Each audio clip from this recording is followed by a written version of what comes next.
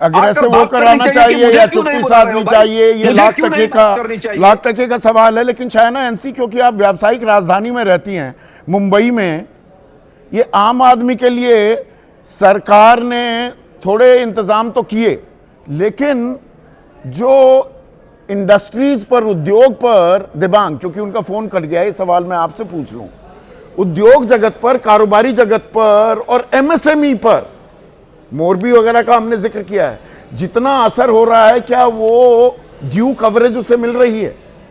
उसकी रिपोर्ट आज हो रही है? देखिए, बिल्कुल नहीं हो रही है रिपोर्टाज। और रिपोर्टाज इसलिए नहीं हो रही है क्योंकि आप जानते हैं कि पूरे चैनल एक तरीके से बंधे हुए हैं। जो चैनलों में रिपोर्टाज हो रही है उससे तो दुनिया भर में जग हंसाई हो रही है। मेरे को वहाँ से, अमेरिका से एक दोस्त ने फ़ोन किया, कहा कि आपके एंकर क्या हैं, आप लोग पाकिस्तान के पीछे क्यों तुले हुए हैं? यानी बात हो रही है एक बड़े युद्ध की, जिसका असर समाधान निकलना, वो पाकिस्तान हो या टिम्बकटू हो, समाधान निकलना चाहिए ना। आप बात उसमें हमारा भी भला है। आपके एंकर पूछ रहे हैं साहब, पाकिस्तान तो इतना वहां पर सुरक्षित है कि नहीं है? तो एक तरीके से जग हंसाई इसलिए हो रही है। संदीप, देखिए, अगर आप बातचीत को देखें, बातचीत को बड़े नजरिए से देखें, तो बातचीत में क्या हुआ कि दोनों मान रहे थे कि हम जीते हुए हैं। और जब भी नेगोशिएशंस होते हैं उसमें जो ग्राउंड रियलिटीज जो होती हैं, जो सतह की सच्चाई है, वो सामने आती है। अमेरिका ने कोशिश की अपनी बात मनवा ले, लेकिन वो मनवा नहीं पाया क्योंकि ग्राउंड पर उसकी पकड़ नहीं है जिस तरह की पकड़ वो सोच रहा है। और पहले दौर की बातचीत हुई है, एक तरीके से अभी गला साफ हुआ है और रवा होगा, अगले आगे और बातचीत होगी। ब्रेक थ्रू नहीं हुआ है, पर ब्रेक डाउन भी नहीं हुआ है, नहीं, पर ब्रेक डाउन भी नहीं हुआ है, जो बहुत जरूरी है। नहीं, जो चहलकदमी है, ये युद्ध पोत हॉर्मूज में, ये टैंकर एयरक्राफ्ट पहुंच रहे हैं या मिसाइलों की खेप आ रही है, वो क्या बता रही है? वो ये बता रही है कि आप अभी भी श्योर नहीं है बातचीत के बारे में। बातचीत हुई 21 घंटे की। क्या कह रहे हैं वाइस प्रेसिडेंट कि उन्होंने 12 बार राष्ट्रपति ट्रंप से बातचीत की, उनसे पूछने के लिए कि क्या करना है। ईरानी क्या कह रहे हैं कि आप हमारा विश्वास नहीं जीत पाए। इसको समझने वाली बात है।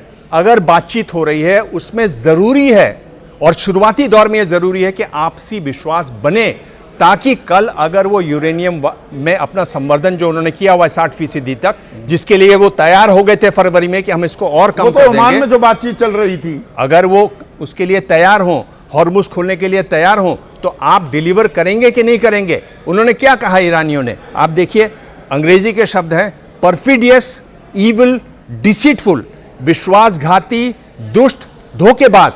अगर आप ये कह रहे हैं 21 घंटे बातचीत करने के बाद अगर ये रिएक्शन आ रहा है, इसका साफ मतलब क्या है कि बातचीत में जो एक विश्वास बनता है, हम बात करते हैं, विश्वास बनता है, इतनी बड़ी कड़ी हॉर्मूज से एक पल्ला झाड़ते हुए जो डोनाल्ड ट्रंप दिखा था कि तुम संभालो, मेरी तो जहाज यहां से जाते नहीं।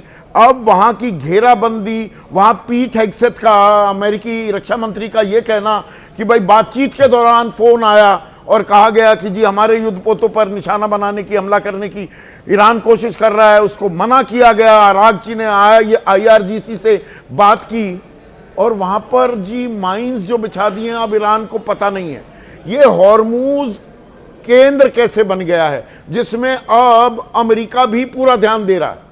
संदीप, इसमें तो बहुत साफ है ना, हॉर्मूज केंद्र इसलिए बन गया है क्योंकि वहां से दुनिया भर का तेल जाता है। हॉर्मूज की बंद करने की वजह से दुनिया भर में हाहाकार है। आप जवाब में क्या कह रहे हैं कि हम भी उसको बंद कर देंगे, आप भी बंद कर देंगे, ईरानी भी बंद कर देंगे, तेल थोड़े ही निकलेगा, ना आपके सहयोगियों को निकलेगा, ना भारत जैसे देशों के लिए निकलेगा। नुकसान अमेरिका का नहीं है, पर हमारा नुकसान है। अमेरिका को फर्क नहीं पड़ता हॉर्मूज बंद रहे, जिनको नुकसान होगा बाकी अर्थव्यवस्थाओं को होगा, अमेरिका को नहीं होने वाला है। बिल्कुल बिल्कुल, तो ये खेल लंबा चल सकता है, बिल्कुल लंबा चल सकता है। और देखिए, मतलब हॉर्मूज लंबा बंद रह सकता है।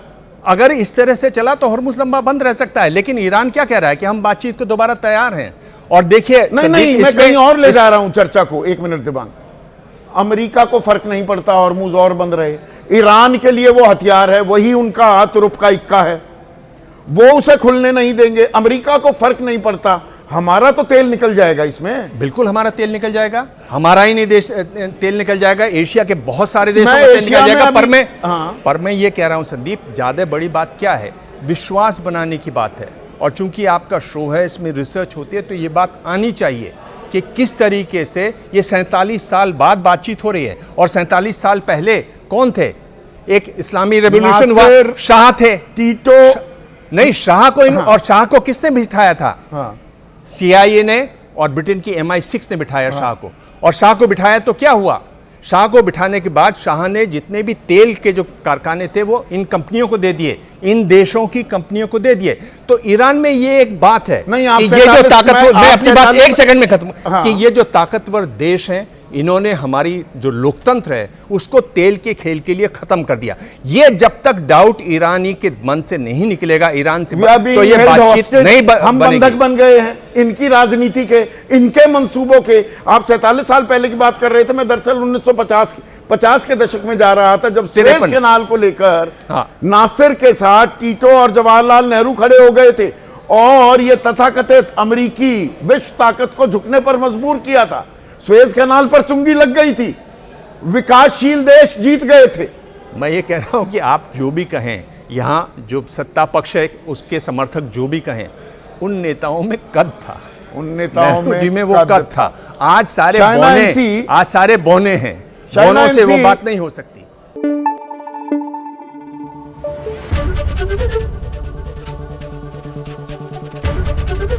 ABP न्यूज आपको रखे आगे।